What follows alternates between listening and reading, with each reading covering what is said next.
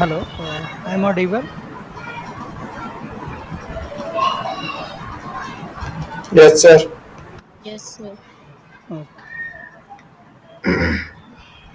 तो हम लोग क्लास स्टार्ट करते हैं। ठीक है। मैंने बताया था आपका एक फंक्शन ओवरलोडिंग। ठीक है, फंक्शन ओवरलोडिंग का कंसेप्ट बचा हुआ था। ठीक है। देखो, फंक्शन ओवरलोडिंग अगर ऐसे देखा जाए तो पाइथन में उस तरह से इम्प्लीमेंट नहीं है जैसे अदर लैंग्वेजेज में है।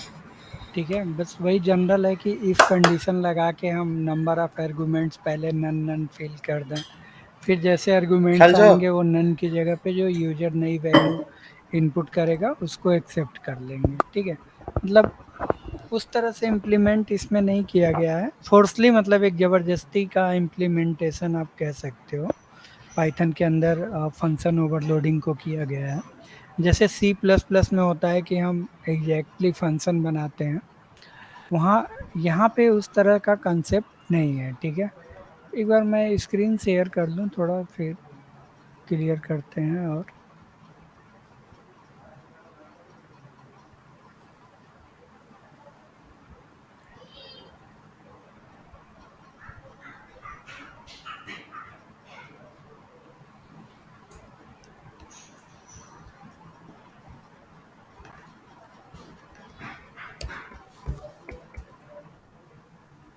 से ये हमारा एक फंक्शन ओवरलोडिंग का कंसेप्ट है।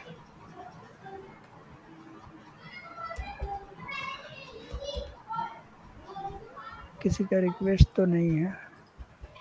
ठीक है, ये है फंक्शन ओवरलोडिंग का कंसेप्ट। यहाँ पे देखो आप लोग, जैसे एक सम नाम का हमने फंक्शन बनाया है। ठीक है, अब सम में हमने सेल्फ लिखा।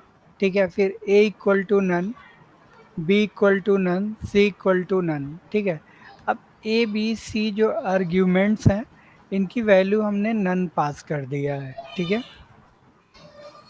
यहाँ पे नन लिखने का मतलब क्या है कि ए बी सी में अगर कोई वैल्यू नहीं है तो बाय डिफ़ॉल्ट वो नन है।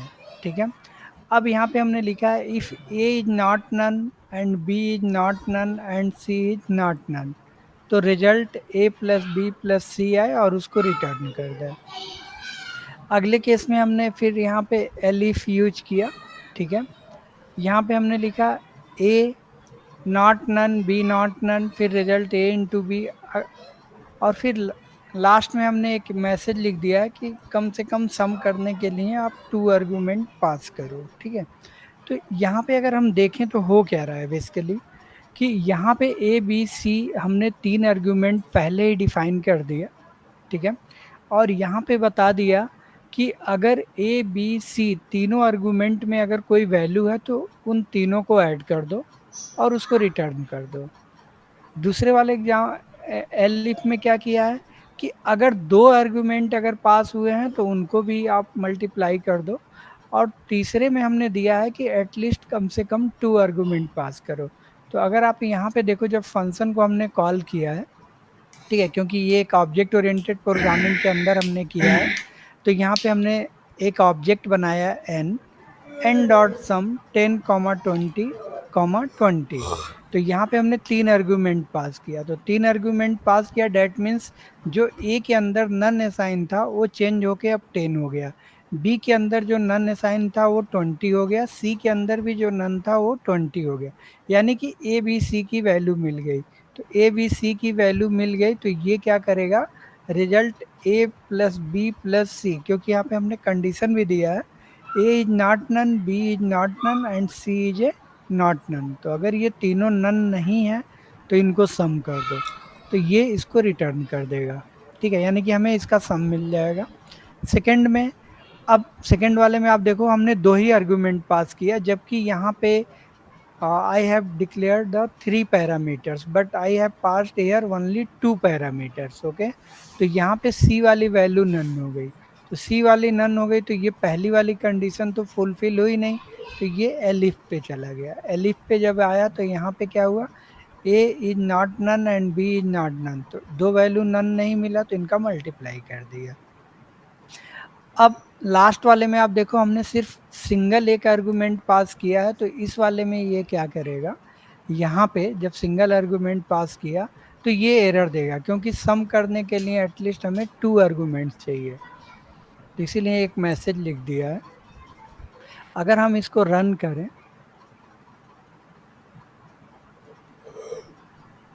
जैसे अगर इसको रन करें तो थोड़ा और क्लियरिटी आ जाएगी।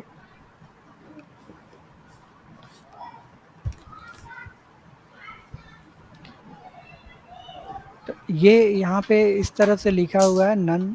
ठीक है, अब यहाँ पे आप देखो, एक बार रन करते हैं। एक दिन भाई जान यार मेरे लिए तो जान यार तेरी बनना भी चलो ये बात करना चाहिए कि यहाँ पे जान देखो, आप पहले दूसरे के लिए तो यार ऑफिस में दिखती ना फंक्शन बैकअप काम में जाए कर रहा है, चुपचाप तीसरे के लिए इसने वो चाह रहे थे कि सॉरी एरर दे दिया कि एंटर एटलीस्ट 2 आर्ग्यूमेंट्स। ओके, तो हमें कम से कम 2 आर्ग्यूमेंट्स देने पड़ेंगे। इसी को हम बोलते हैं ओवरलोडिंग। ओवरलोडिंग का मतलब क्या होता है, पहले आप इसको समझो। ओवरलोडिंग का मतलब ये होता है कि जिस भी फंक्शन का जो मेन वर्क है या जो मेन उसकी कैपेसिटी है, उससे एक्स्ट्रा काम लेना। ठीक है ना? ठीक है, उससे अगर हम एक्स्ट्रा वर्क करा रहे हैं तो डेट मीन्स हम उसको ओवरलोड कर रहे हैं। डेट मीन्स हम जनरली हम क्या करते हैं, 2 नंबर को ऐड करने के लिए होता है, तो हम 2 नंबर के पैरामीटर्स को पास करके फंक्शन बनाते हैं। बट यहाँ पे हमने अब फंक्शन को क्या कर दिया, एक वेरिएबल लेंथ दे दिया कि 2 अगर पास हो तो उसको भी ऐड करो, 3 पास हो तो उसको ऐड करो। मान लो इसके आगे हमें और चाहिए, तो ये करके यहाँ पे हमें डी इक्वल टू फिर नन करके लिखना पड़ेगा।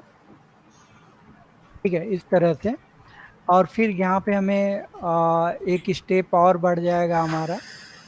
ठीक है, एंड ठीक है, एंड ऑपरेटर आप लोगों को पता है, एंड में कोई भी एक कंडीशन अगर फॉल्स होती है तो हमें जो रिजल्ट मिलता है वो निगेटिव रिजल्ट मिलता है, फॉल्स मिलता है। ठीक है, अब यहाँ पे एक और सम बढ़ गया।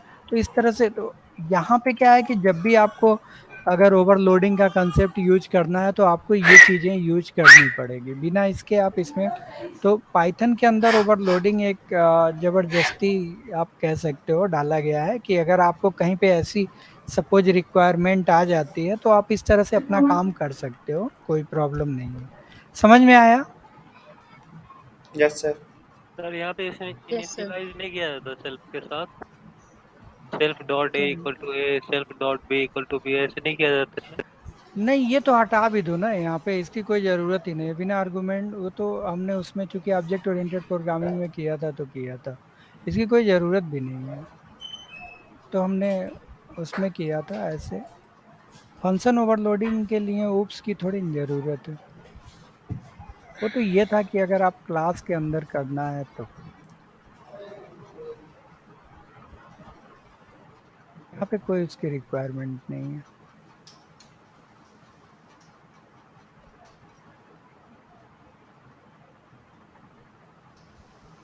ये हमें इंडेंट सेट करना पड़ेगा।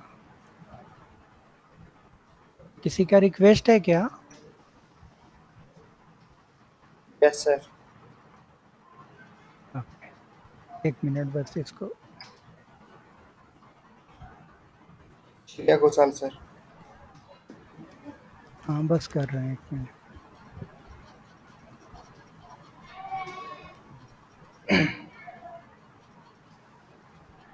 ये तो हमने उसमें आप लोगों को ये पढ़ाया भी था जब फंक्शन पढ़ाए थे, तो याद होगा, वेरिएबल लेंथ।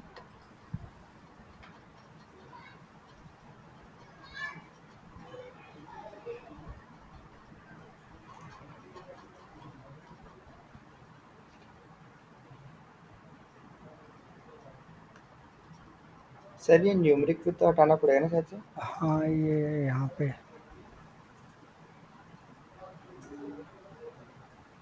फंक्शन का नाम सम है तो सम को हमने डायरेक्ट यहाँ पे। ठीक है,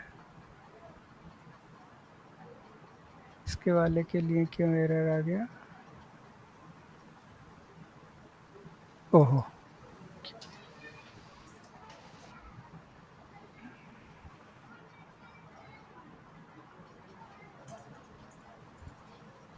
हम्म।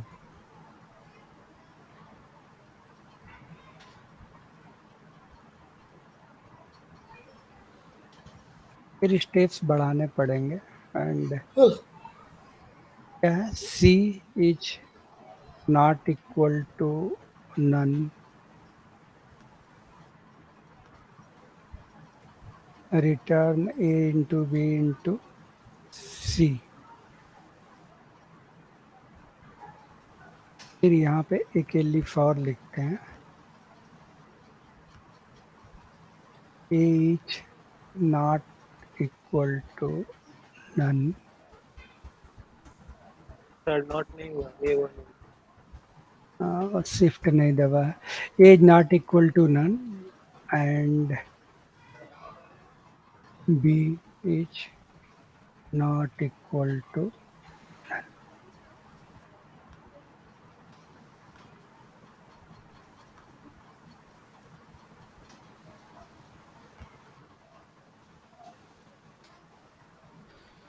यहाँ पे डायरेक्ट ही रिटर्न कर दे रहे हैं, रिटर्न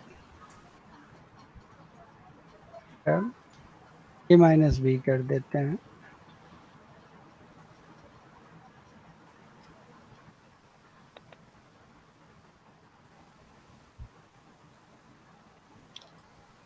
ठीक है, ये एल्स हो गया हमारा। एक और यहाँ पे हमें कॉलिंग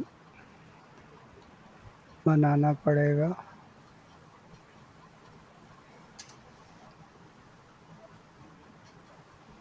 यहाँ एक और बढ़ा देते हैं 30।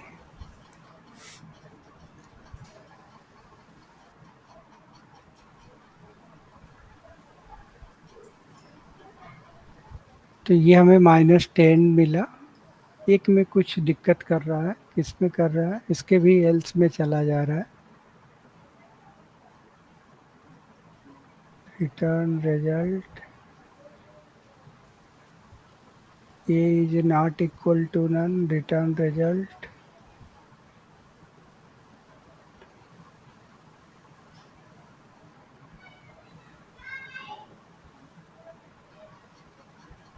इसमें क्या दिक्कत आ रहा है।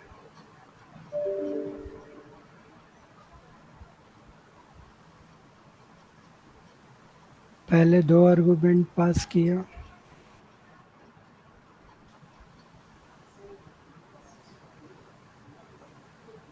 ठीक, 3 किया,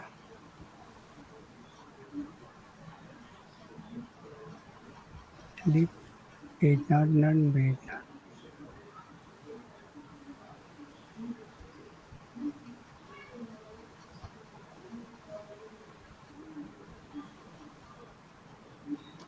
इसमें कुछ गलत है क्या, तीसरे वाले में, ये वाले में?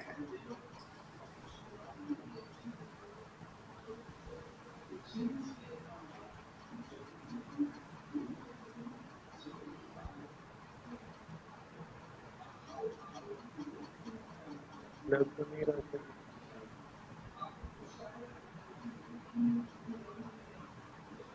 मिस्टेक तो लग नहीं रहा है।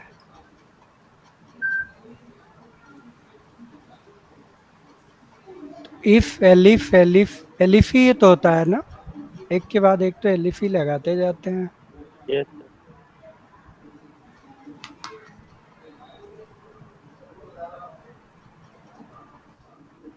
इसका एल्स ये हो गया, इसका एल्स ये हो गया एंड इसका एल्स ये हो गया। फिर क्यों एरर दे रहा है?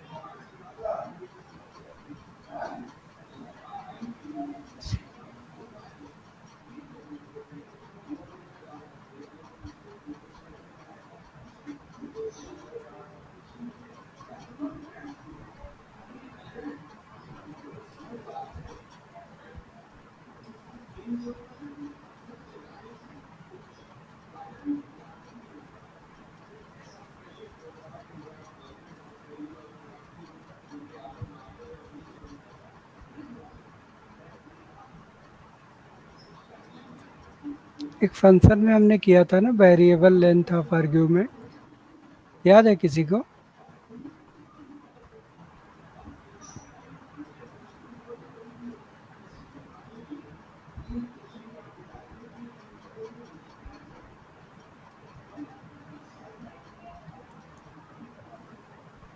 That's-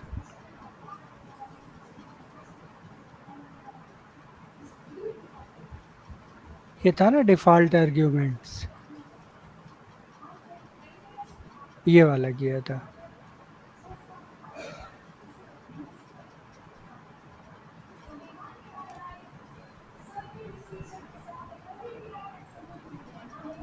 ये है सेम।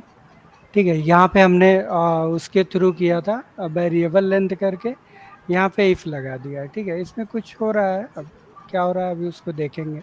ठीक है, बट ये अगर आपको इम्प्लीमेंट करना है तो आपको इसी के थ्रू करना होगा। ठीक है, या आप वेरिएबल लेंथ का भी यूज कर सकते हो डायरेक्ट। ओहो, ओके, ये एक्चुअली ऊप्स किया था तो यहाँ सेल्फ लिखे है ना, तो इस वजह से ये दिक्कत कर रहा था।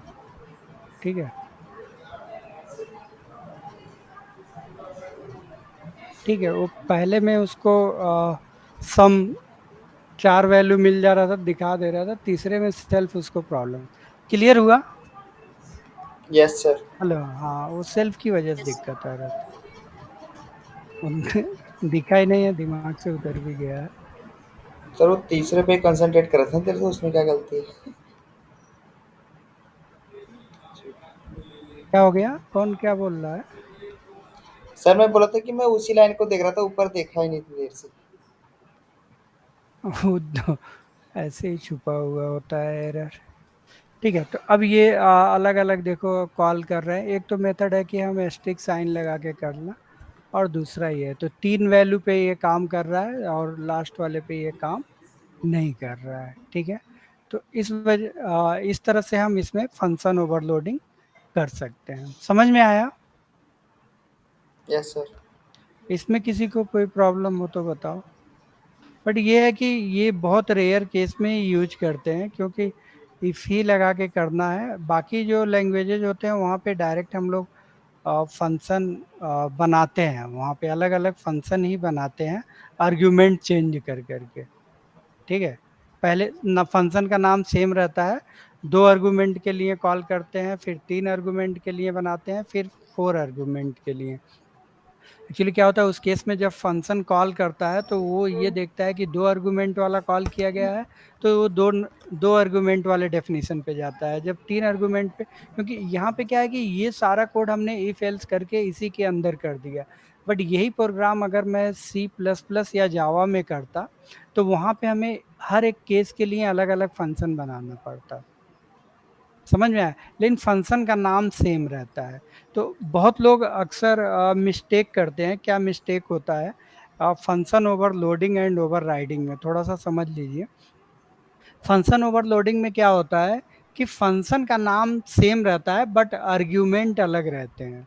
ठीक है, जैसे यहाँ पे देखो फंक्शन का नाम सम है, लेकिन यहाँ पे 4 आर्ग्यूमेंट्स हैं, यहाँ पे 3 आर्ग्यूमेंट्स हैं। तो जब ये कॉल कर रहा है तो ये बड़े इजीली डिस्टिंक्स कर रहा है, डिफ्रेंशिएट कर ले रहा है कि कौन सा स्टेप्स हमें फॉलो करना है। ठीक है, बट ओवर राइडिंग में क्या होता है कि फंक्शन का नाम भी सेम होता है और आर्गुमेंट भी सेम रहेगा, तो वहां पे हमें सुपर मेथड यूज करके कॉल करना है। It is clear clear sir.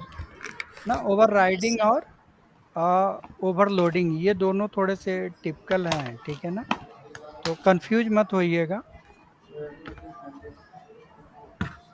आगे बढ़ें।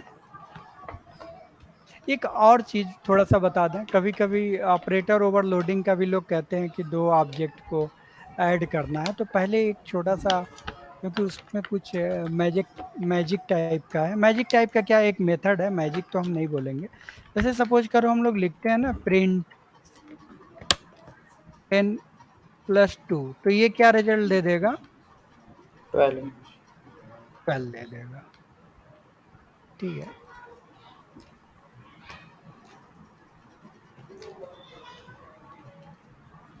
नो डाउट 12 दे दिया, बट प्लस की जगह पे अगर कुछ और लिख दें तो ये काम करेगा? नहीं करेगा ना। माइनस करोगे तो सर 8 हो जाएगा। क्यों? अगर प्लस की जगह पे सपोज हम यहाँ पे कुछ ऐसे मैं कॉमा लगा दें तो ये नहीं करेगा ना फिर ऐड। अब तो सर ये कोई सिचुएशन नहीं बन रहा ना। इक्वेशन नहीं बन नहीं रही। करेगा, ठीक है। तो ये प्लस लिखने से, अरिथमेटिक ऑपरेटर नहीं है ना सर वो, इसलिए। हाँ, अर्थमेटिक ऑपरेटर भी नहीं है, और ऐसा नहीं है कि ये लिखने से इसके अंदर ये खासियत आ गई है कि ये, क्योंकि प्लस को डिफाइन किया गया है, इसके पीछे एक पूरा फंक्शन है। मैं ऐसे कुछ सिस्टम डिफाइंड फंक्शन बने होते हैं, प्री डिफाइंड होते हैं, तो वो रन करते हैं। जैसे ये क्या है, ये इस तरह से डिफाइन है, इस फंक्शन को हम बता रहे हैं, ये इस तरह से डिफाइन है। इंटीजर टाइप का डेटा टाइप के लिए इंटीजर डॉट ऐड, फिर डॉट, ये इस तरह से है। और इसके अंदर यहाँ पे आर्ग्यूमेंट्स डिफाइन है 10, 20। अगर मैं इसको भी रन करूँ ना, तो ये रिजल्ट जो ये काम कर रहा है वही काम ये भी कर रहा है, बट इस फंक्शन को डिफाइन करके प्लस से साइन कर दिया गया है। क्योंकि ये मैं थोड़ा सा इंटरनल लाइब्रेरी के बारे में बता रहा था, तो ये इस वजह से ये काम कर रहा है, ठीक है ना। अब जैसे मैं अगर यहाँ पे लिखूँ x=, और मान लो इसको प्रिंट कर दें, प्रिंट x, तो भी ये रिजल्ट ये भी देगा, और वो तो खैर अपना देगा ही देगा। ये देखो, तो इसके इंटरनल ये प्रोग्रामिंग लिखी गई है इस तरह से ना। ये ऐड फंक्शन है, ऐसे बहुत से बने हुए हैं, ऐड है, मल्टीप्लिकेशन का है, सब्ट्रैक्शन का है, बट उनके लिए प्री डिफाइंड है। जैसे ये ऐड वर्ड ही है, ऐड की जगह पे आप दूसरा कुछ नहीं लिख सकते। ऐसा नहीं कि आप कुछ भी लिख दोगे तो ये रन कर जाएगा, ये प्री डिफाइंड है, ठीक है। तो ऑपरेटर ओवरलोडिंग में हम क्या करते हैं, बेसिकली ये दोनों ऑब्जेक्ट हैं। ऑब्जेक्ट क्या है, एक सिस्टम डिफाइंड वेरिएबल है। तो ऑब्जेक्ट ओरिएंटेड प्रोग्रामिंग में जैसे हमें दो ऑब्जेक्ट को ऐड करना है, जैसे सपोज हमने लिखा है यहाँ पे क्लास ABC, और बस अभी सिर्फ क्लास बनाया, और सपोज आपको किसी क्लास के अंदर अगर कोई आप फंक्शन नहीं लिखते हो, तो वहाँ पे हमें पास कीवर्ड यूज करते हैं। पास कीवर्ड का मतलब ये होता है कि इस क्लास के अंदर कोई भी बॉडी नहीं लिखी गई है, but class is existing, okay. मैं जस्ट बता रहा हूँ कि ऑब्जेक्ट ओरिएंटेड प्रोग्रामिंग में ऑब्जेक्ट का क्या रोल है। तो जैसे मैंने यहाँ पे किया A=ABC, तो ये ऑब्जेक्ट यहाँ पे हमने बना दिया ए, के और इसी का एक दूसरा ऑब्जेक्ट हमने दूसरा बना मुद्दा बन गया दिया तेरा। ABC ए का। तो बना ये नहीं दूसरा रहा है, ऑब्जेक्ट बना लिया बी, दूसरा मतलब दो बन गया। ऑब्जेक्ट बनाए ए और बी। कद अब बना मान लो रहा है। अगर मैं लिखूं पोलिसी 10 टाळ करायची भेटणार। और त्याचे 20, कॅमेरा सेटअप करायचे बाहेर और पहुंचे थे, फिर इनको मैं मम्मी तो कहते ऐड ना करूं कैमरा से दर्शन नहीं हो रहा है। सी इक्वल खाने टू जी कैमरा बिल्कुल ए आगे प्लस बाहर बी, पहुंचा है तो इतना बाव नहीं दिस दिखा इज दी मेरा। कॉल्ड द ऑब्जेक्ट वो तो एडिंग। दो मैंने ऑब्जेक्ट एडिटिंग की इतनी वैल्यू अच्छी को कर हम रखी है ऐड कि कर कुछ रहे हैं, वो नहीं तो हो ये रहा है। पॉसिबल नहीं बात कर है, रहा है। ठीक है। तू देखम से दिस कांजी इज बद्दल नॉट मखर पण उजा पॉसिबल पडमा थ्रू कांजी वर नहीं पडमा। Normal plus operator, okay. ये नॉर्मल प्लस ऑपरेटर के थ्रू ये हो या पॉसिबल फरक हो नहीं तुझी होगा, काळी ठीक स्किन है। कर दिला आपण अभी तर तो आप अंधारा ये जाम भी रहो। कहोगे कि यहाँ पे तो ये एरर आएगा ही, जब क्योंकि बना यहाँ पे तो हमने हैं? कुछ डिफाइन भी नहीं किया है।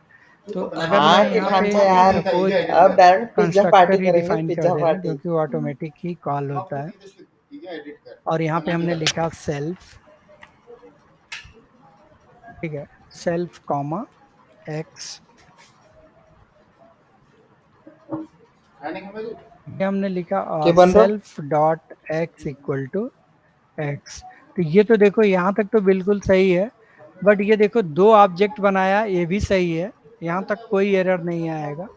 आप देखो इसको रन करेंगे, कोई भी एरर नहीं आएगा, ठीक है, यहाँ तक सही है। बट जैसे ही आप जाओगे ना C=A+B करोगे, तो ये एरर दे देगा, इसी लाइन पे एरर देगा, प्रिंट तो दूर की बात है। अनसपोर्टेड ऑपरेंड टाइप्स ABC, क्योंकि ये बता रहा है कि ये दो ऑब्जेक्ट हैं, और दो ऑब्जेक्ट को आप ऐड नहीं कर सकते। पॉइंट क्लियर हुआ? नहीं सर। हेलो, एरर पहले समझ में आया कि नहीं? Yes sir. ठीक है। अब अगर हमें कहीं ऐसी रिक्वायरमेंट पड़ जाती है कि दो ऑपरेटर को हमें ऐड करना है, तो हम कैसे करते हैं? बस एक छोटा सा एग्जांपल देंगे, फिर अगला। तो यहाँ पे हमें एक फंक्शन डेफ, चूंकि प्लस ऑपरेटर को, इसीलिए अगर आप इंटरनेट पे जाके सर्चिंग करोगे ना, तो सभी ऑपरेटर ओवरलोड नहीं होते हैं, वही ऑपरेटर ओवरलोड होते हैं जिनका डेफिनेशन लिखा गया है, ठीक है। तो अब हमें ऐड करना है, तो हमने यहाँ पे डेफ, ठीक है, ऐड जो प्री डिफाइंड एक फंक्शन है, ऐड, इसको कॉल किया, और यहाँ पे हमें एक कीवर्ड लिखना पड़ेगा सेल्फ, और दूसरा, ये दो ऑब्जेक्ट होते हैं, ये बाय डिफॉल्ट होते हैं, तो दो ऑब्जेक्ट होते हैं, एक सेल्फ लिख दिया, एक अदर लिख दिया। चाहो तो आप इनके नाम बदल सकते हो, कुछ भी लिख सकते हो, मैंने बोला भी है। तो ये दो प्री डिफाइंड ही ऑब्जेक्ट हैं, ठीक है। अब हमने यहाँ पे इनको लिखा, कुछ नहीं करेंगे, बस रिटर्न करा देंगे इस ऑब्जेक्ट के साथ, return self dot X plus other dot x, बस यही करना है, और कुछ नहीं करना है। इसके अंदर हमने लिख दिया self dot X and other dot X. तो अब हम यहाँ पे a equal to A B C 10 and b equal to 20, अब इसको अगर प्रिंट करेंगे तो ये रन कर जाएगा।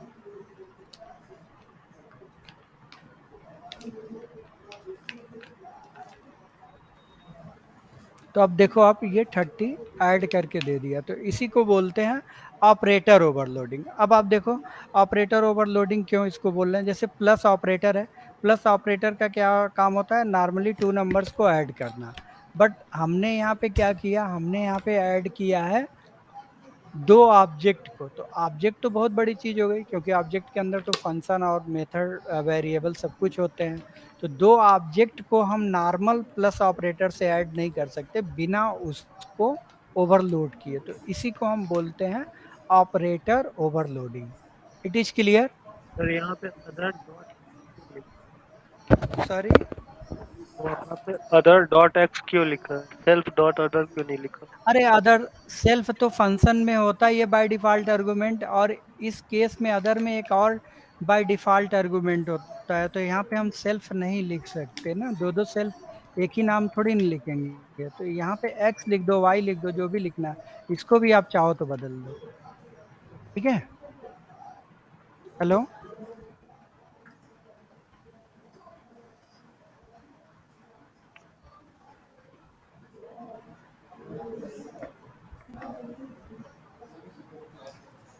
ऊंचू भाई पानी बोतल दे जा। क्लियर हुआ कि नहीं? ये एक्स, आप दूसरा भी नाम लिख सकते हो, यहाँ पे ए डॉट एक्स, ठीक है। अब यहाँ पे एक्स लिखा है, तो यहाँ पे बी लिख देंगे, ठीक है। तो जरूर नहीं तो है कि भात खा आप ले। अदर्स लिखो, ठीक है, वो के तो इसलिए लिखा है कि मैं हम नहीं थोड़ा खाऊंगा, सा सब्जी क्या बन रहा अलग है? कर सकें, ठीक है। ये आर्ग्यूमेंट नहीं है, ये बाय डिफॉल्ट सिस्टम ले रहा है argument, okay.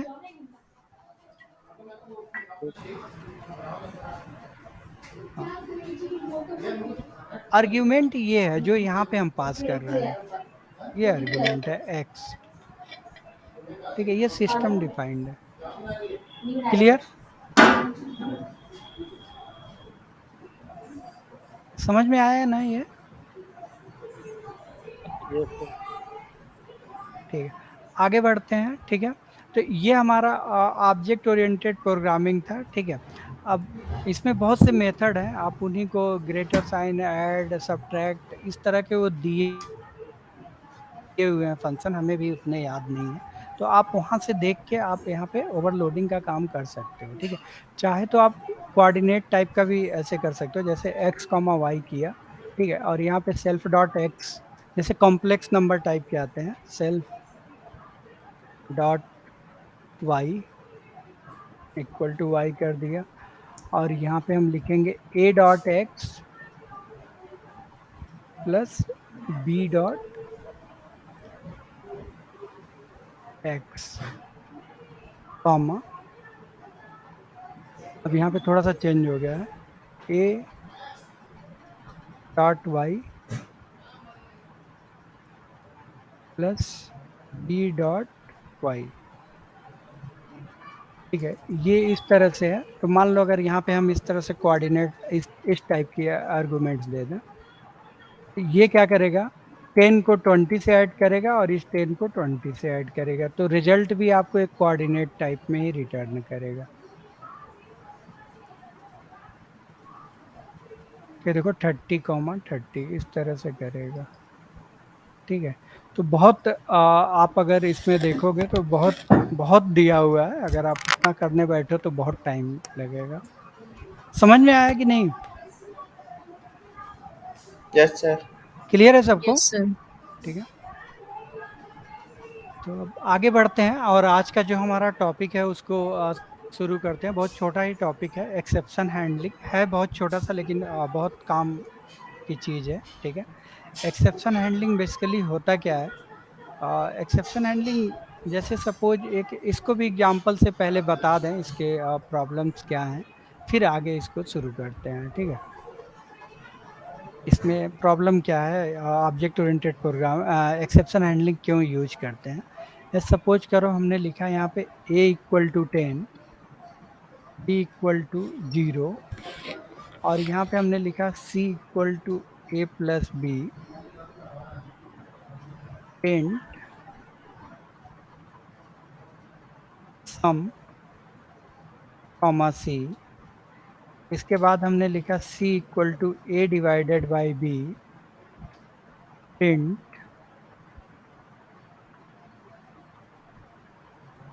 Division comma c। फिर हमने लिखा c equal to a minus B, print sub equal to c। और फिर मैंने लिखा c equal to a into B and print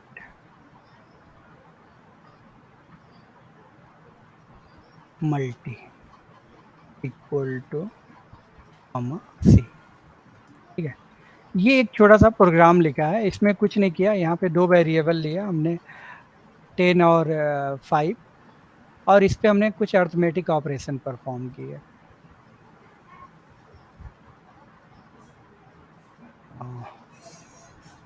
E x ई ई 1। अब इसको देखो रन करते हैं तो अभी कोई एरर नहीं आया और ये कम्प्लीटली हमें आउटपुट मिल गया। बट अगर बाय डिफ़ॉल्ट बाय मिस्टेक हमने यहाँ पे 0 वैल्यू इनपुट कर दिया और अब रन करेंगे तो आप देखो क्या आएगा, सम 10 आया, उसके बाद के कोड रन नहीं हुए। कुछ क्लियर हुआ? हेलो, सर रन क्यों नहीं हुए? दोबारा रन करें। बहुत फाइलें खुली हैं, पहले इसको बंद कर दें। इसको देखो रन कर रहा है, नहीं रन हुआ। सम केवल दिखाया, बाकी कोड रन नहीं हुआ, जबकि कोई एरर भी नहीं है कोई एरर? नहीं सर। No, sir. तो ये, हाँ, यहाँ पे सबसे पहले कोड आपको समझना होगा। कोड का किसी का रिक्वेस्ट पड़ा हुआ है, ठीक है। यहाँ पे कोड को समझना होगा, ठीक है। यहाँ पे देखो आप, दो नंबर हमने लिया और प्लस हो रहा है, लेकिन डिवाइड, क्योंकि प्रोग्रामिंग के अंदर जीरो से डिवाइड नहीं कर सकते, ठीक है। जीरो से कोई नंबर डिवाइड नहीं होता, वो इनफाइनाइट में चला जाता है सिस्टम आपका। ये तो आपको एरर भी दे दिया, सी यू में करोगे तो वो इनफाइनाइट चलता रहेगा, ठीक है। तो सिस्टम भी हैंग कर सकता है। तो कुछ ऐसे एरर्स होते हैं, पहले एरर को समझिए क्या होता है। एरर जनरली दो तरह के एरर्स को हम लोग हैंडल करते हैं। एक होता है रन टाइम एरर और एक होता है कंपाइल टाइम या इंटरप्रीटर आप बोल सकते हो। तो जो कंपाइल टाइम या इंटरप्रीटर के टाइम पे एरर आता है उसको हम बोलते हैं लॉजिकल एरर, ठीक है। और जो रन टाइम नहीं सॉरी, जो रन टाइम एरर आता है वो लॉजिकल एरर होता है। और जो एरर हमारा कंपाइल टाइम पे आता है उसको हम सिंटेक्स एरर बोलते हैं। सिंटेक्स एरर मतलब क्या है? जैसे सपोज हमने यहाँ पे ए को यूज ही नहीं किया, अब प्रोग्राम को रन करें तो ये देगा कि variable a is not defined.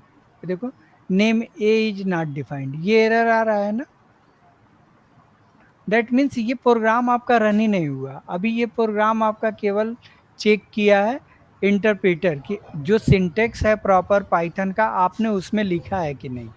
But अगर जैसे ही हमने ए इक्वल टू 10 लिख दिया तो ये अब सिंटेटिकल कोई एरर नहीं है, ठीक है। लेकिन जब ये रन हो रहा है तब एरर दे रहा है, ठीक है। और ये देखो जीरो डिवीजन एरर आ रहा है, मतलब ये कोई क्लास एक बनी हुई है, उस क्लास के अंदर ये मैसेज डिफाइंड है, ठीक है। अभी अगर मैं इसको हटाऊं तो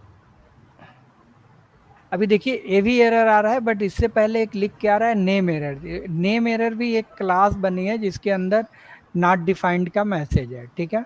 तो अब हमें करना क्या है, ठीक है। ये भी एक वही एरर है, रन टाइम ही एरर है एक्चुअली मैंने, ठीक है। अब इन दोनों लाइन का क्या दोष है, ये दोनों लाइन तो रन कर सकते हैं, क्यों?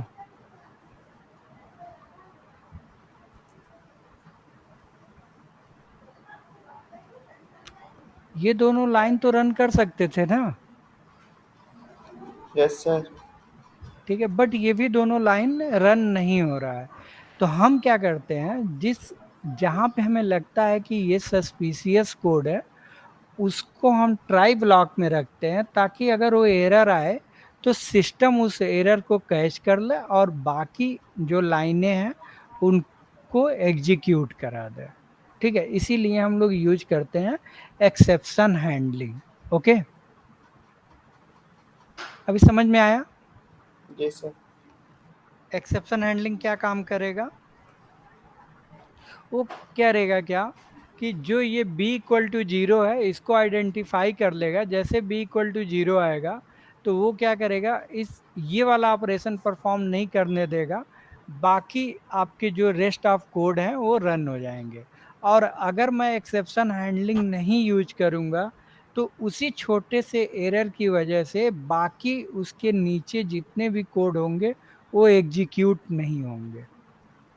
अभी प्रॉब्लम समझ में आया क्या ये इफेक्ट कर रहा है प्रोग्राम में? Yes, sir. जहां पे भी एक्सेप्शन एरर जनरेट होगा उसके ऊपर के रेस्ट ऑफ कोड रन करेंगे, उसके बिलो कोड कोई भी रन नहीं करेगा। इवन दो आप सिंपल एक मैसेज लिखे हो हेलो मैसेज प्रिंट करने का, वो भी नहीं रन करेगा। जैसे यहाँ पे मैं इतना बड़ा कोड हटा के अगर मैं सिर्फ लिख दूं यहाँ पे प्रिंट हेलो, तो जीरो की वजह से ये भी रन नहीं होगा। आप देखो ये भी रन नहीं करेगा, देखें। यानी कि क्या कर रहा है ये, अब कर्सर को आगे ही नहीं जाने दे रहा है, ठीक है ना। तो एक्सेप्शन हैंडलिंग को हम कैसे मेजर करते हैं, इसके लिए हमारे पास कीवर्ड्स हैं या क्लास कह सकते हो ट्राई, ठीक है। तो हम इतने कोड को ट्राई ब्लॉक के अंदर डाल देते हैं, ठीक है, जो डिवीजन वाला है। बाकी कोड हम चाहें तो ऐसे लिख सकते हैं। तो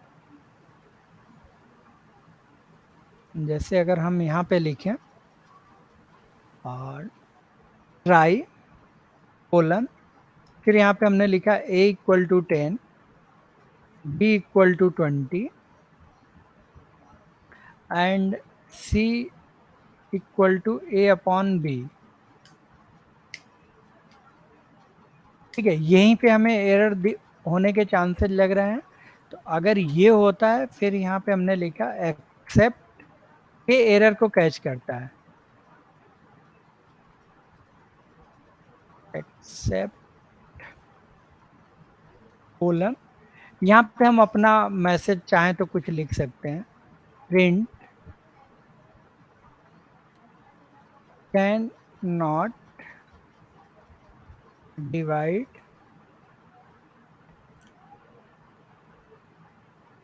बाय जीरो,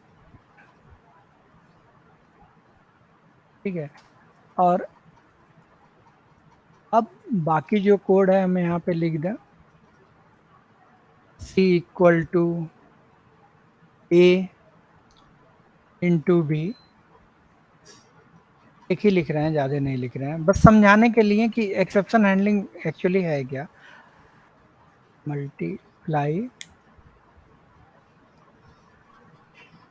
कॉमा सी, और यहाँ पे लिख दें print division equal to comma c. अभी देखो, अभी इसको अगर हम रन करते हैं तो अभी दोनों हमें रिजल्ट दिखेगा, डिवीजन भी आ रहा है और मल्टीप्लाई भी आ रहा है। लेकिन जैसे ही हमने बी की वैल्यू 0 किया, ठीक है, अब देखना क्या होगा। ये हमारा अपना लिखा एरर आ गया, कैन नॉट डिवाइड बाय 0, और उसके रेस्ट ऑफ कोड क्या हो गया, रन हो गया। समझ में आया? Yes sir. Yes, sir. ठीक। तो ये क्लियर है सबको? अभी कुछ समझ में आ गया ना एक्सेप्शन हैंडलिंग? वही चीज मैं कल डिस्कस कर रहा था। जैसे सपोज रिमोट है टीवी का, अगर आप देखते हो उसके अंदर भी क्या है, एम्बेडेड एम्बेडेड सिस्टम। माउस से दबा दो। अगर इसके अंदर क्या है कि जैसे हम बता रहे थे ना कि जैसे रिमोट है आपका, उसके अंदर भी क्या है, एम्बेडेड सिस्टम प्रोग्रामिंग है, एम्बेडेड सिस्टम प्रोग्रामिंग है। तो एक्सेप्शन कहीं ना कहीं सब जगह अकर्स करता है। तो उसमें भी क्या है कि अभी आपका मान लीजिए रिमोट में एक छोटा सा बटन काम करना बंद कर दे, तो आप पूरे रिमोट को फेंक नहीं सकते हो, क्योंकि बाकी बटन्स काम करते रहते हैं। बट अगर वही एक एक्सेप्शन हैंडलिंग के थ्रू उसको हैंडल ना किया जाए, तो क्या होगा कि एक जगह पे कहीं पे एरर आया तो पूरा प्रोग्राम नहीं रन करेगा। It is clear? Clear sir. ठीक है। तो अब मैं शुरू कर रहा हूं जो आज का अपना मेन टॉपिक है, exception handling. Okay, exception handling अभी और थोड़ी सी आपको क्लियरिटी आ जाएगी। तो Python exception, we can make certain mistake while writing a program that lead to error when we try to run it. A Python program terminates as soon as it encounters an unhandled error. These errors can be broadly classified into two classes. तो मैंने आपको शुरू में ही बताया कि जो errors होते हैं वो दो कैटेगरी में डिवाइड होते हैं, एक सिंटेक्स एरर होता है, एक लॉजिकल एरर होता है। तो लॉजिकल एरर को ही हम लोग एक्सेप्शन एरर्स बोलते हैं। एक्सेप्शन वहां भी जनरेट होता है, जैसे मान लीजिए आपने एक लिस्ट में 5 एलिमेंट्स सेट कर दिया और आपने गलती से कहीं पे 10 नंबर के इंडेक्स को सर्च कर रहे हो, तो एक छोटा सा एरर है कि आप ऐसे इंडेक्स को सर्च कर रहे हो जो एग्जिस्ट नहीं कर रहा है। बट उसकी वजह से क्या होगा कि पूरा प्रोग्राम आपका स्टॉप हो जाएगा। ठीक है। तो अब ये तो लिखने में एरर नहीं है ना, ये तो कंपाइल होगा ही, इस पे एरर थोड़ी ना बताएगा, क्योंकि आपने उसके लिस्ट में इंडेक्स के अंदर कोई नंबर दिया है। अब वो नंबर एग्जिस्ट कर रहा है कि नहीं कर रहा है वो कब पता चलेगा, जब प्रोग्राम रन होगा। प्रॉब्लम समझ में आ रहा है ना? क्योंकि जब तक हम इसको सिंटेक्स एरर से अलग नहीं कर पाएंगे तब तक समझ नहीं पाएंगे। आ रहा है सर, देखो समझ आ रहा आप, आ रहा है सर ठीक है, समझ। ठीक है ना?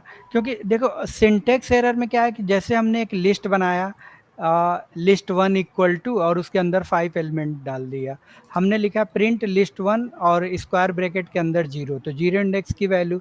अब हमने 0 इंडेक्स की जगह पे गलती से 10 इंडेक्स लिख दिया, तो इंटरप्रीटर ये थोड़ी ना चेक करेगा कि उसमें 10 इंडेक्स है कि नहीं है। ठीक है ना? इंटरप्रीटर उसको रन कराएगा।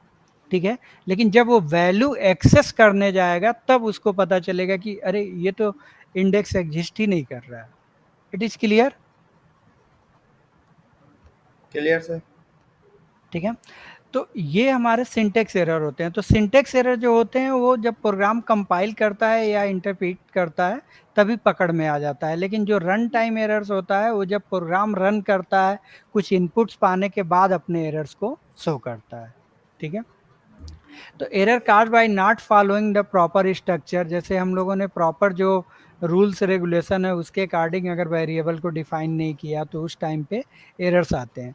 तो ये सभी जो एरर्स हैं, ठीक है, ये एक एक्सेप्शन क्लास है, ये एक्सेप्शन क्लास है, ये एक बेस क्लास है। इसी के अंदर बहुत से टाइप के एरर्स पड़े हुए हैं जो मैं बोल रहा हूँ आपको, index error, variable not defined, value error, इस तरह के बहुत से एरर पड़े हुए हैं। अभी हम दिखाएंगे उसको भी। ठीक है। Error that occurs at run time after passing the syntax test, जब सिंटेक्स टेस्ट टेस्ट पास होने के बाद जब सिस्टम आगे बढ़ता है, आगे जब रन करता है, तब उसको एरर्स मिलते हैं, और उस एरर्स को हम एक्सेप्शन एरर या लॉजिकल एरर कहते हैं, ठीक है।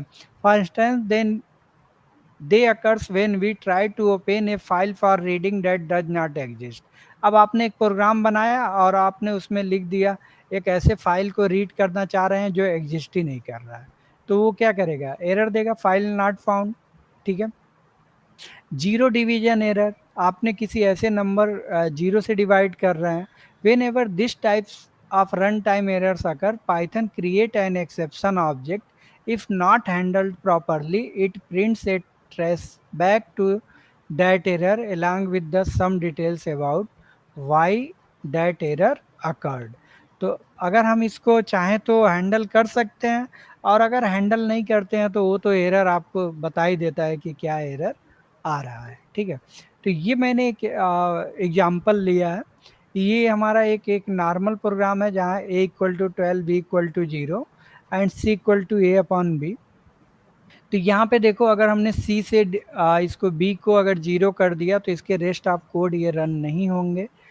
इसी प्रोग्राम को अगर मैंने एक्सेप्शन हैंडलिंग के थ्रू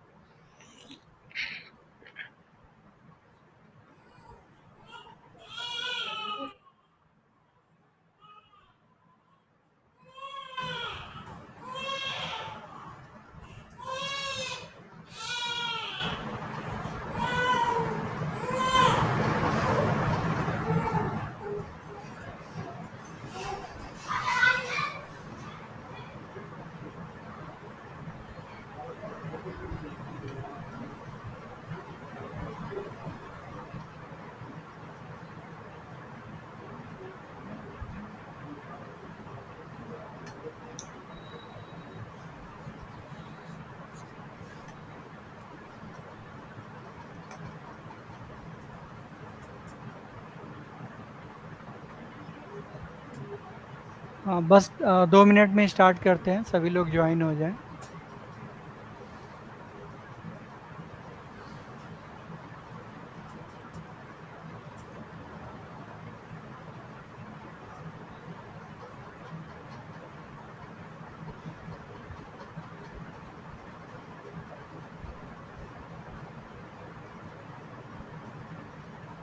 सर ये आज तो आखिरी सेशन है ना सर हम लोगों का।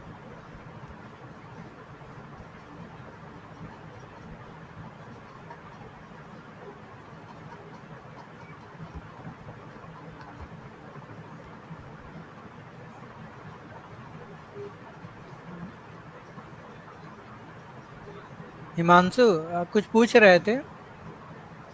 जय सर ये तो आखिरी सेशन है सर। हाँ अच्छा सर जो सारे क्विज हम लोग कर लिए हैं फिर उसके बाद एग्जाम परसों होगा सर। हाँ, अभी आपको मैसेज मिल जाएगा, थर्सडे को बोला था मैंने एग्जाम के लिए, यस सर। ठीक है। आज आपको आफ्टर क्लास डिटेल्स मिल जाएगा क्या है, ठीक है।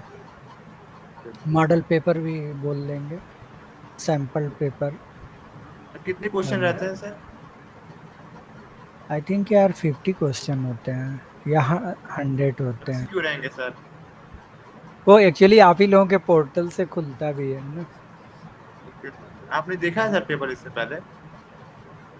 हमें कैसे दिखेगा यार, आपके पोर्टल पे खुलेगा तो हमें कैसे दिखेगा। अच्छा सर चेक चेक अपने आप ऑटोमेटिक हो रहे हैं। हाँ जी,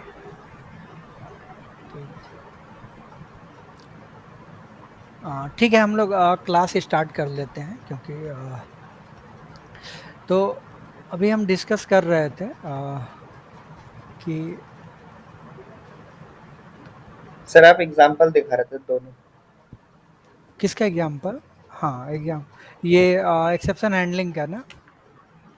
तभी कनेक्शन यस यहीं पे सर। कनेक्शन ब्रेक हुआ था। जी सर, जी सर। तो ये हम लोगों ने अभी आई थिंक हम लोग स्क्रीन शेयर नहीं किए है ना। स्क्रीन दिख रहा है कुछ? नो नहीं सर, दिख अभी नहीं रहा दिख रहा है। कुछ। No sir. हम्म, दिख रहा है सर, अब दिख रहा है। दिख रहा है। तो ये हम बता रहे थे कि अभी हम लोगों ने इस प्रोग्राम को देखा था कि अगर मैंने बिना एक्सेप्शन हैंडल किए किया था तो क्या हो गया था, इसके बाद से ही कोड रन नहीं हो रहे थे। क्यों? और इधर वाले सभी कोड हमारे क्या कर रहे थे, रन कर रहे थे ना। यही तो था जो समझाया था अभी। Yes sir. ठीक है। तो एक्सेप्शन हैंडलिंग से हमें बेनिफिट यही मिलता है कि हम किसी भी लाइन पे अगर एरर जहाँ पे लगता है कि यहाँ पे जनरेट होगा रन टाइम पे, नॉट ए कंपाइल टाइम और इंटरप्रेटर, क्योंकि रन कब होगा, जब वो एक स्टेज से आगे बढ़ जाएगा तभी तो रन होगा ना। देखो प्रोग्राम में 3 स्टेप्स होते हैं। Yes sir. First write source code, then you compile the code and then run the code. Okay. यहाँ पे चूंकि रन के समय पे ही इंटरप्रेटर चल रहा है, अगर सी में आप करते तो वहां पे एक ऑप्शन होता है पहले कंपाइल देन रन। ओके। या दोनों एक साथ भी कर सकते हो। तो an exception can be defined as a abnormal condition in a program resulting in disruption in the flow of the program. Whenever an exception occurs, the program halt the execution and thus the further code is not executed. Therefore, an exception is the error which Python script is unable to tackle with. ठीक है। तो Python provide us with the way to handle the exception so that the other part of the code can be executed without any disruption. However, if we do not handle the exception, the interpreter does not execute all the code that exists after the that. That means जहाँ पे हमारा exception generate हुआ, अगर हम exception handling नहीं use करेंगे तो rest of code हमारे जो भी होंगे वो एग्जीक्यूट नहीं होंगे। It is clear? ठीक है। Clear sir. अब हमने आपको बताया है कि एक्सेप्शन इसके अंदर एक बेस क्लास है और उसके अंदर बहुत से टाइप आपके एक्सेप्शन बने हैं जो एक्सेप्शन क्लास से डिराइव्ड हैं। तो a list of common exception that can thrown from a normal Python program is. तो जनरली जो नॉर्मल एक्सेप्शन है क्या क्या आते हैं, जैसे zero division error, name error, indentation error, input output error, end of file error. ठीक है। तो ये देखिए ये पूरा लिस्ट ऑफ क्लासेज हैं जिसके अंदर एरर होते हैं। तो इन सभी, जैसे ये सिस्टम एग्जिट है, अर्थमेटिक एरर है, फ्लोटिंग पॉइंट एरर है, ये सभी जो एरर्स हैं ये सभी एरर डिफाइन है किसमें, एक्सेप्शन में। मतलब ये डिराइव्ड हुए हैं किससे, exception base class for all exception. Okay. Point कुछ क्लियर हो रहा है कि नहीं, क्योंकि हम लोग उप्स अभी अभी पढ़े हैं। ठीक है ना। तो exception is the base class and rest of code is the derived class. Okay. Okay sir.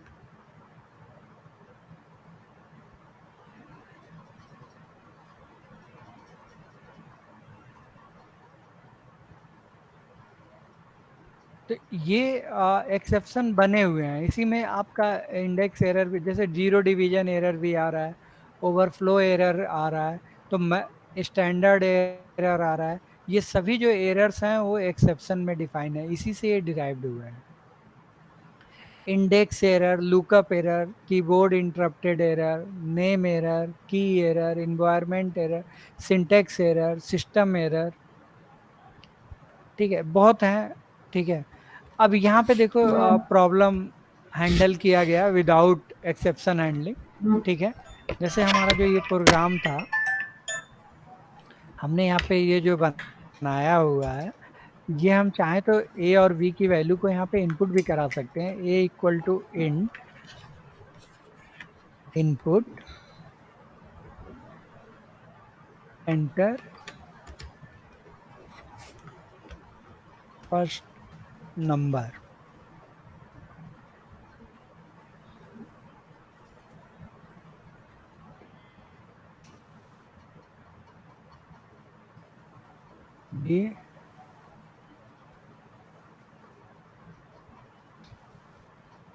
Second number, ठीक है। तो अब ये यहाँ पे हमें डिफाइन करने की ज़रूरत नहीं है, सिर्फ हमने प्रोसेस ही केवल रखा है, c equal to a upon b. अब देखिए अगर इसको मैं रन करता हूँ तो हमने 10 इनपुट किया, 2 इनपुट किया, हमारा प्रोग्राम बड़े आराम से रन कर रहा है। बट जैसे ही हमने इसको रन किया, किसी यूजर ने 10 इनपुट किया और 0 कर दिया, तो ये हमारा कैन नॉट डिवाइडेड बाई 0 और फिर आगे उसके रन हो गया। अगर मैं ये ट्राई ब्लॉक के अंदर नहीं लिखता, अगर मैं डायरेक्टली ऐसे लिख देता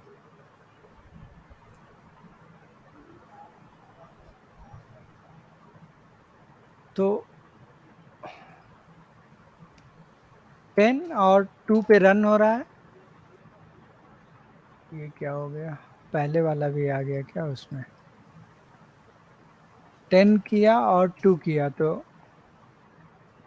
कैन नॉट डिवाइड बाई 0। अच्छा ये मैसेज लिखा हुआ है, हम कह रहे हैं क्यों आ रहा है।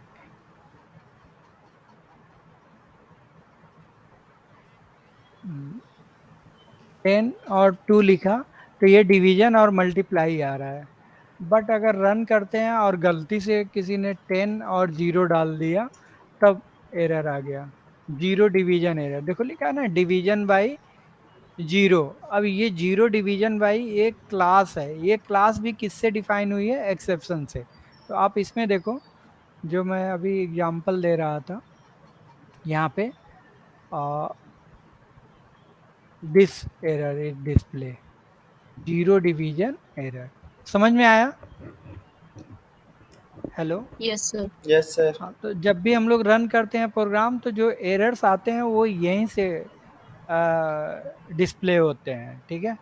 आप अपने प्रोग्राम में आप अपना एक्सेप्शन भी बना सकते हो, कैसे बनाओगे वो मैं बता दूंगा अभी। तो वही चीज़ ये यहाँ पे लिखा हुआ है एग्जाम्पल के थ्रू। मेन चीज समझ में आ गया ना, एक्सेप्शन होता क्या है? क्या किसी को अभी भी कुछ डाउट हो तो बताओ। एक्सेप्शन एक से ज़्यादा हो सकते हैं, जैसे मान लीजिए कि हमने एक 0 डिवीजन एरर लिख दिया, कुछ और भी एरर लिख दिया आउट ऑफ इंडेक्स, ठीक है। अब यहाँ पे थोड़ा सा पढ़ते हैं, एल्स भी आ गया इसमें एक्सेप्शन में। अरे यार, किसी का है क्या रिज्वाइनिंग का?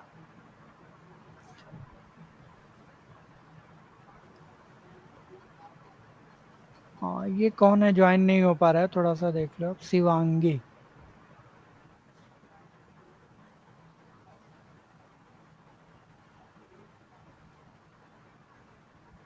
जब पहले का मैसेज है, ओके।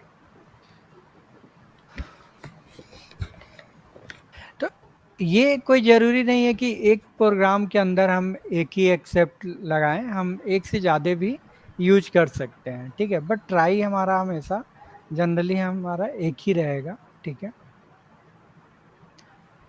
जैसे ये है हमने, if you have some suspicious code that may raise an exception, you can define your program by placing the suspicious code in a try block. After the try block include an except statement followed by a block of code which handles the problem as elegantly as possible। तो try के अंदर हमने अपना suspicious code लिखा, accept में हम अपना error. अब ये देखो यहाँ पे एक्सेप्शनल लिखा है, एक्सेप्ट एक्सेप्शनल।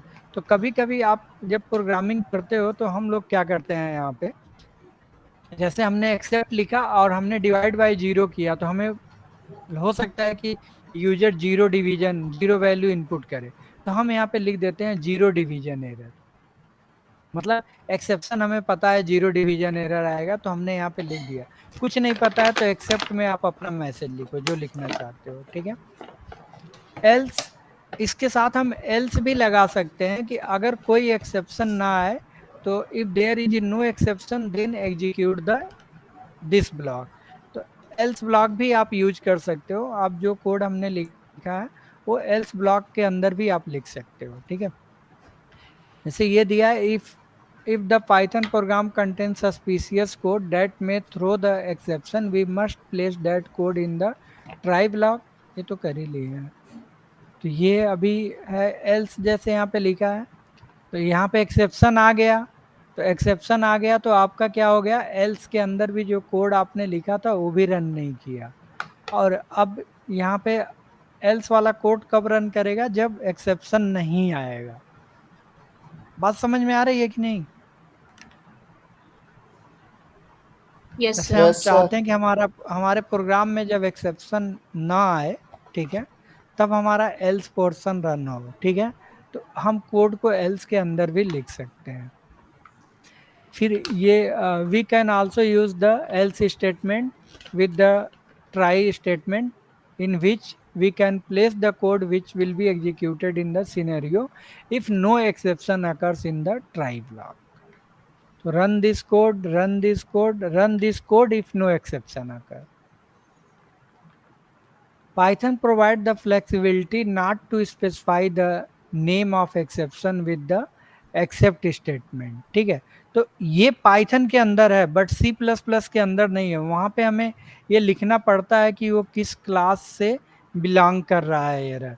यहाँ पे जैसे 0 बाय डिवीजन है तो यहाँ पे हमें थोड़ा सा चेंज करना होता है। जैसे यहाँ पे हमें लिखना पड़ेगा इस तरह से 0 बाई डिवीजन, अपने पीपीटी में ही लिख दे रहा हूँ, ठीक है, बट अभी हटा देंगे। 0 बाई डिवीजन इस तरह से लिखना पड़ेगा सी प्लस प्लस के केस में जब एक्सेप्शन हैंडलिंग लिखते हैं। बट पाइथन ने ये फैसिलिटी प्रोवाइड की है कि आप अगर नहीं लिखते हैं तब भी वो एक्सेप्ट से ही काम चल जाता है, ठीक है। ये बहुत बड़ा बेनिफिट है, ठीक है, क्योंकि हमें सभी क्लासेज के नाम तो याद होंगे नहीं। So this kind of try except statement catches the all exception that occurs using this kind of try except statement. If not, consider a good programming practice through because it catches all exception but does not making the programmer identify the root cause of the problem. तो इससे तो आपको ये पता चल जाएगा, आप जो भी मैसेज लिखोगे प्रिंट हो जाएगा, लेकिन ये नहीं पता चलेगा कि ये एक्चुअल एरर आया कहाँ से, ठीक है।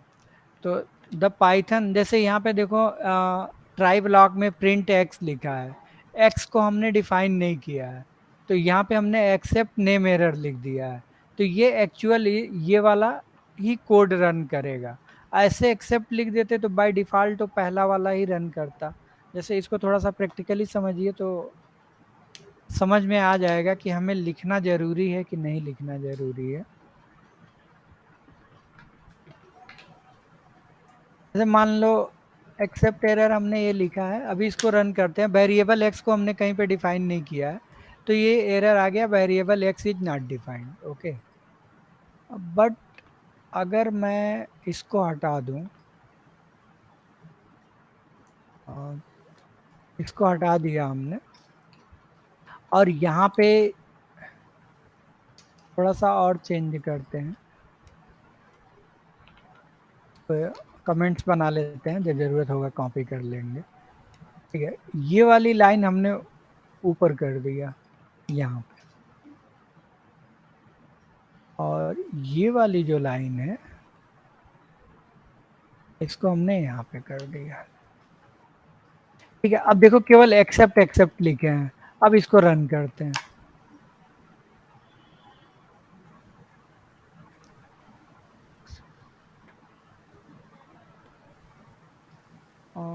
क्या कह रहा है ये,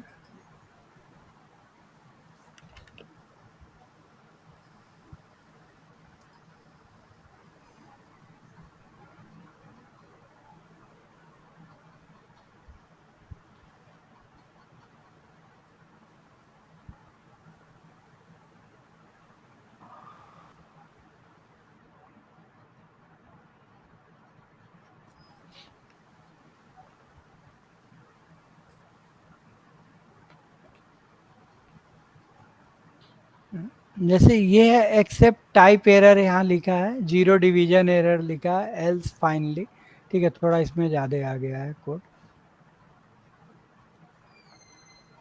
मतलब अब ये देखिए यहाँ पे क्या किया है, प्रिंट एक्स लिख दिया, ठीक है। अब एक्स को हमने डिफाइन नहीं किया, एक्सेप्ट लिख दिया, एक्सेप्ट लिख दिया। तो अब यहाँ पे ये क्या करेगा, इसके अंदर यहाँ पे कंफ्यूजन हो गया। कंफ्यूजन इसलिए हो गया कि दोनों एक्सेप्ट लिख दिया, अब ये कहाँ पे जाएगा, किस एरर को दिखाएगा। अगर एक हटा देते कोई दिक्कत नहीं था, ये रन कर जाता, ठीक है। बट यहाँ पे दो दो एक्सेप्ट लिख दिए, तो अब वो क्या करे, तो इस केस में हमें इसलिए ये एरर देना जरूरी है, क्योंकि बाय डिफॉल्ट आप एक ही एक्सेप्ट लिख सकते हो। नहीं समझे? समझ गए सर।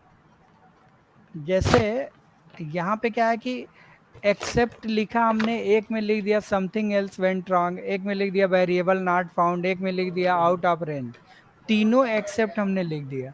तो अब सिस्टम भी कंफ्यूज हो गया कि कौन सा एक्सेप्ट हम देखें, ठीक है।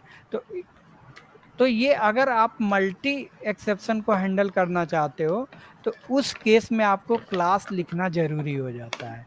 बाय डिफॉल्ट आप एक एक्सेप्शन लिख सकते हो। जैसे अगर मैं इसको नेम एरर यहाँ पे दे दूं, कंट्रोल जेड करते हैं, वापस आ जाएगा, ठीक है। अब देखो एक यहाँ पे नेम एरर दिया है, तो एक एक्सेप्ट हम बाय डिफॉल्ट लिख सकते हैं। It is clear? जी सर। Yes, hello, sir. ठीक है।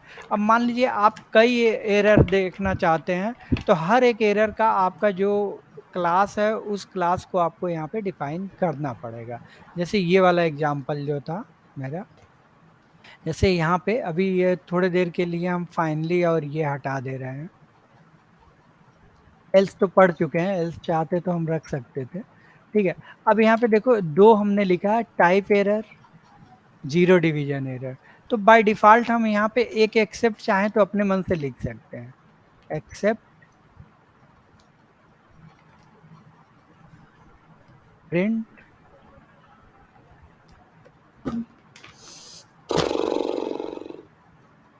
एरर, एक हमने अपने मन से लिख दिया। और सपोज यहाँ पे ये हटा दिया।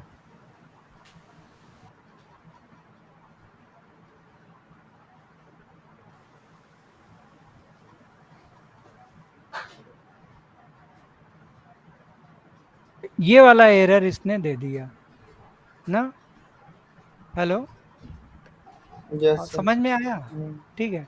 But Yes. इसमें क्लियरिटी उतनी नहीं आ पा रही है, तो इसलिए तो बाय डिफॉल्ट उसने अपना एरर ना फेंक दिया, बंद जो हो गया। एरर था उसका उसने अपना एरर दिया, ठीक है ना। लेकिन जब हमने आप फोन एक्सेप्ट चार्जिंग पे में लगा दिया चूंकि लिख दिया था, तो एक मैसेज उसको कल घूम देना के था।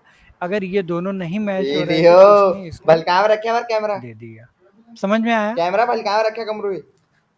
So you can define the multiple exception also, not only a single except. You can write multiple except, but write with class. Don't try without class. Okay? Okay sir. ठीक है। अब एक है हमारा फाइनली, भी एक होता है, the finally block will always be executed no matter if the try block raise an error और नॉट। तो एक फाइनली मैसेज भी होता है। फाइनली मैसेज का क्या काम होता है, बस इतना समझो। फाइनली क्या करता है कि आपका एरर आए या ना आए, फाइनली कोड के अंदर जो कुछ भी आप लिखोगे वो हमेशा रन करेगा। समझ में आया? हेलो, जी सर। Yes, finally sir. एक, हाँ, जैसे एल्स के अंदर हम देख रहे थे, जब एरर नहीं आएगा तब ये कोड रन करेगा, ठीक है। बट फाइनली अगर हम लिखते हैं, तो finally will be always run if error is occur और नॉट। ओके। Okay sir. तो जैसे, हाँ, जैसे ये कोड है, हमने लिखा a=12 b=0, तो यहाँ पे एरर आ गया। एरर आने के बाद क्या होगा, ये ब्लॉक करेगा। बट अगर हमने फाइनली में लिखा है, तो फाइनली भी रन करेगा, ठीक है। ऐसे इसको देखते हैं। तो जब भी हम कोई एक्सेप्शन हैंडलिंग के थ्रू प्रोग्राम करते हैं, तो फाइनली के अंदर ऐसा कोड रन करते हैं कि, या ऐसा एक कोई स्टेटमेंट रन करते हैं जो ऑलवेज रन करे, ठीक है। तो जैसे हमने लिखा दिस इज फाइनली, तो अब यहाँ पे एरर आ गया, रन किया, तो ये देखो एल्स वाला स्टेटमेंट रन नहीं किया। आप देखो यहाँ पे एल्स स्टेटमेंट नहीं रन किया, नो एक्सेप्शन फाउंड ये रन नहीं किया, but this is finally block ये रन कर गया। It is clear? जी सर। ठीक है। तो फाइनली ब्लॉक के अंदर अगर आप कोई कोड राइट करते हो तो वो ऑलवेज रन करेगा। ठीक है, चाहे एक्सेप्शन हो या ना हो।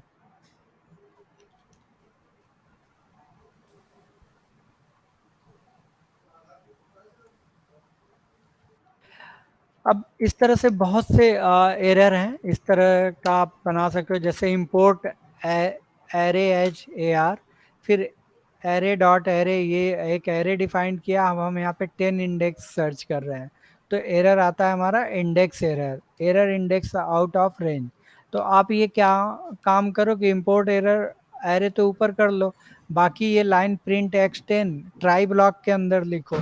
ठीक है, तो आप इस एरर को हैंडल कर सकते हो। ठीक है, फिर उसी तरह से एक्सेप्शन की एरर है, जैसे हमने यहाँ पे डिक्शनरी बनाया, ए की है बी की है, अब सी की को हम यहाँ पे सर्च कर रहे हैं तो सी की को ये डिस्प्ले नहीं करेगा क्योंकि सी डिफाइंड नहीं है, तो ये फाइल एक्सेप्शन की एरर।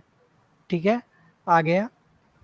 इसी तरह से हमने एक फंक्शन बनाया, डेफ फंक्शन प्रिंट एंस, और यहाँ पे फंक्शन को कॉल कर रहे हैं, प्रिंट एंस यहाँ पे प्रॉपरली नहीं लिखा तो global name N S is not defined, तो फाइल नेम एरर आ गया। तो इस तरह से बहुत से एरर हैं। Value error, print int A की कोई वैल्यू ही नहीं दिया और उसको हम प्रिंट कर रहे हैं। ठीक है, एक्सेप्शन जीरो डिवीजन एरर, ये तो हम लोग कर ही चुके हैं। ऐसे एक मॉड्यूल को इंपोर्ट कर रहे हैं जो मॉड्यूल एग्जिस्ट ही नहीं कर रहा है। ठीक है, यहाँ पे भी हम क्या कर रहे हैं, दो ऐसे डेटा को ऐड करने जा रहे हैं जो एक अलग डेटा टाइप का है, ये अलग डेटा टाइप, तो we can't add the different data types. Okay, raise exception class, raise exception class, an exception can be raised by using the raise class in Python. The syntax to use the raise statement is given below. तो raise exception एक होता है go to statement की तरह, अगर किसी ने पढ़ा होगा, जैसे अगर एरर आ जाए तो वहाँ पे हम कोई लेवल दे दें और वो एरर उस लेवल पे चला जाए। तो जैसे यहाँ पे देखो, आपको इससे ज़्यादा समझ में आ जाएगा। जैसे हमने ट्राई एज किया, एज को इनपुट कराया और यहाँ पे हमने एक कंडीशन लगा दिया, if age is a greater than 18 तो रेज वैल्यू एरर, यहाँ पे क्या लिख दिया, value error, else the age is valid. तो अगर कोई यूजर किसी का एज अगर बिलो 18 इनपुट करता है तो वैल्यू एरर एक एक्सेप्शन जनरेट हो जाएगा। और फिर यहाँ पे हमने लिखा एक्सेप्ट वैल्यू एरर। ठीक है, तो यहाँ पे मैसेज कर दिया the age is not valid, और अगर एज उसका ग्रेटर देन 18 होगा तो मैसेज आ जाएगा the age is valid. Clear है सबको? ये ऐसे समझ Yes. लीजिए, मैं बता रहा हूँ, इसमें चूंकि गोटू नहीं चलता है, जैसे हम लोग इसमें करते थे पहले, प्रोग्रामिंग करते थे तो यहाँ पे करते थे इफ, जैसे इस तरह से करते थे, एक जनरल बता रहे हैं, पाइथन सिंटेक्स को ध्यान में मत रखिएगा। If age is a greater than 30 तो यहाँ पे हमने लिखा f equal to 1, else f equal to 0। अब इसके बाद हम आगे जाके यहाँ पे प्रोग्राम करें, इफ f इक्वल टू 1, तब अब हमें क्या एक्शन लेना है वो लिखें। समझ में आया? जी सर। हाँ, ये एक तरह से सी में गो टू होता था तो वो डायरेक्ट हमें, अब एफ इक्वल टू 1 को हमने यहाँ पे डिफाइन किया कि अगर एफ की वैल्यू 1 मिले तो क्या काम करना है। ठीक है, तो वही चीज़ यहाँ पे है, एज को इनपुट कराया और एज इज लेस देन 18 तो हमने यहाँ पे लिख दिया वैल्यू एरर, और उसके बाद अगर ये एरर आएगा तो फिर ये डायरेक्ट अपना जहाँ पे इसको डिफाइन किए होंगे उसके नीचे का मैसेज डिस्प्ले हो जाएगा। क्लियर हुआ? Yes Yes, sir. sir. ठीक है, इसीलिए इसका दो, अब जैसे ए बी है, if B is 0 raise arithmetics error, फिर यहाँ पे अर्थमेटिक एरर्स में आके लिख दिया the value of B can not be 0, तो आप अपना यहाँ पे लिख सकते हैं। ठीक है, अब हम अपना एक्सेप्शन कैसे बनाएंगे थोड़ा सा ये भी देख लेते हैं। ठीक है, वैल्यू एरर ये तो हो गया। कस्टम एक्सेप्शन, ठीक है, ये बहुत इंपॉर्टेंट है अगर आपको अपना बनाना है तो, बाकी कोई ज़रूरी नहीं है क्योंकि उसमें ऑलरेडी इतना ज़्यादा दिया हुआ है। बस बनाते समय हमें बेस क्लास को यूज करना होता है, उसी से इनहेरिट करते हैं। देखो यहाँ पे हमने एक अपना एक्सेप्शन बनाया है अंडर एज। हमारे एक्सेप्शन का क्या नाम है? Under as. Under as. तो यहाँ पे देखिए आप कैसे लिखा है हमने, क्लास, और यहाँ पे एक्सेप्शन का नाम लिखा है अंडर एज। और ये जो अंडर एज क्लास है ये डिराइव्ड किससे हो रहा है? एक्सेप्शन से। ऐसे ही तो करते थे ना इनहेरिटेंस, नहीं याद आया? जी सर। Yes, sir. ठीक है, और इसके अंदर हमें कोड नहीं लिखना है, केवल हमें इसका यूज बस इसलिए करना है कि हमें अपना एक्सेप्शन डिफाइन करना है। तो इस क्लास के अंदर आप कोई कोड मत लिखना, ठीक है ना। अब यहाँ पे हमने क्या लिख दिया, पास। पास मीन्स ये होता है कि जब हमें किसी क्लास के अंदर कोई कोड नहीं लिखना होता है या किसी फंक्शन के अंदर कोई कोड नहीं लिखना होता है तो हम वहाँ पे कीवर्ड यूज कर देते हैं पास। समझ में आया? That means class is a existing but class has no any code. It is clear? Clear sir. ठीक है, अब हमने यहाँ पे देखो एक फंक्शन बनाया डेफ वेरीफाई एज। इसके अंदर हमने ट्राई लिखा इफ इंट एज, ठीक है, age is a less than 18 तो रेज अंडर एज, ये हमारा अब एरर आ गया जो हमने अपना एरर बनाया। Age plus S T R age except exception under age found, ठीक है। अब हमने यहाँ पे दिया verify age 23, verify age 17, print hello, ठीक है। तो अब 23 दिया तो कोई एरर नहीं आएगा, एज प्रिंट कर देगा। 17 देंगे तो हमें ये एरर दे देगा, एक्सेप्शन अंडर एज फाउंड। आप चाहो तो यहाँ पे अंडर एज भी लिख सकते हो।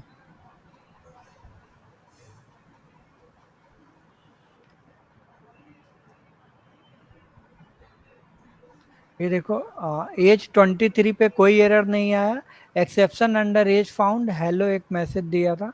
हम चाहें तो ये जो लिखा था ना अंडर एज, इसको अब यहाँ पे लिख सकते हैं कि हेलो। ये हमारा अपना डिफाइंड एक्सेप्शन है। समझ में आया? पॉइंट क्लियर हुआ कि नहीं? Yes sir. Yes, sir. ठीक है, तो ये आप इस तरह से आप लोग अपना भी एक्सेप्शन डिफाइन कर सकते हो। और ये हमने इसके कोड हैं एक्सेप्शन हैंडलिंग के, इसमें लिखा हुआ है, दिया भी है ये, तो आप लोग इसको एक बार रन करके देख लीजिएगा, सब समझ में आ जाएगा। जो हमने बताया है जितने भी कोडिंग वो सारी कोडिंग है यहाँ पे, ठीक है। एक और है इसमें और क्या है, सिस्टम डिफाइंड अपना है, इसमें हमने कुछ नहीं किया, ये सिस्टम का है। सिस्टम के अंदर क्या क्या एक्सेप्शन है पता करना है, उसके लिए है ये। इसमें हमारा ये एक है dir लोकल फिर कोलन करके बिल्ट इन, तो जितने भी बिल्ट इन एक्सेप्शन होंगे मैक्सिमम आपको दिख जाएंगे।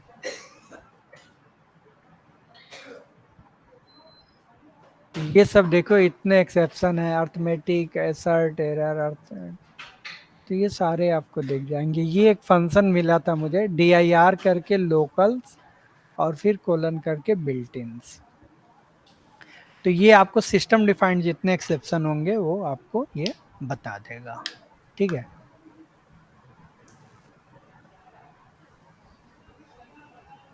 तो ये आपका सिस्टम डिफाइंड, जब भी आपको, ये सब कमेंट्स हैं ना तो इतना इस पे ध्यान मत देना। Local will return a module built in exception function dir allow us to list these attribute as a string, तो ये लिखा है यहाँ पे। आप देखोगे तो थोड़ा सा डरावने टाइप का है, डर लग रहा है देख के इतना बड़ा क्या लिखा गया है, बट एक्चुअल जो कोड है वो सिर्फ ये लाइन है, जिससे आपको सिस्टम डिफाइंड सब पता चल जाएगा।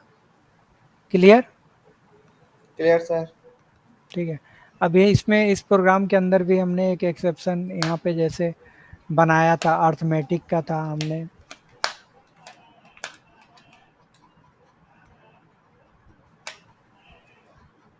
ये है, तो यहाँ पे देखो एक फिर यूजर डिफाइंड बनाया अर्थ, ठीक है। अब इसको हमने किया वेरीफाई नंबर इफ बीज एल्स, ठीक है। रेज, इसके आगे तो आगे लिखा ही नहीं, लिखा क्या दूसरी जगह चला गया।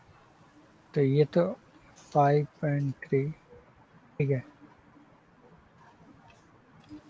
तो यहाँ पे हम एक्सेप्ट करके फिर उसको कर सकते हैं, ट्राई के अंदर नहीं दिया है। तो आप लोग इसको ट्राई करिएगा, अपने से खुद बनाइएगा। इसमें बहुत से कोड हैं। अब किसी को अगर कुछ प्रॉब्लम है तो पूछ सकता है, अदरवाइज आपका क्लास ओवर हो गया। मैं ये दोनों पीपीटी और ये जो प्रोग्राम फाइल है ये दोनों मैं शेयर कर दूंगा, ठीक है। आप लोग इसको पढ़ लीजिएगा और सभी को बेस्ट ऑफ लक। आप लोग बढ़िया से एग्ज़ाम दीजिए, ओके।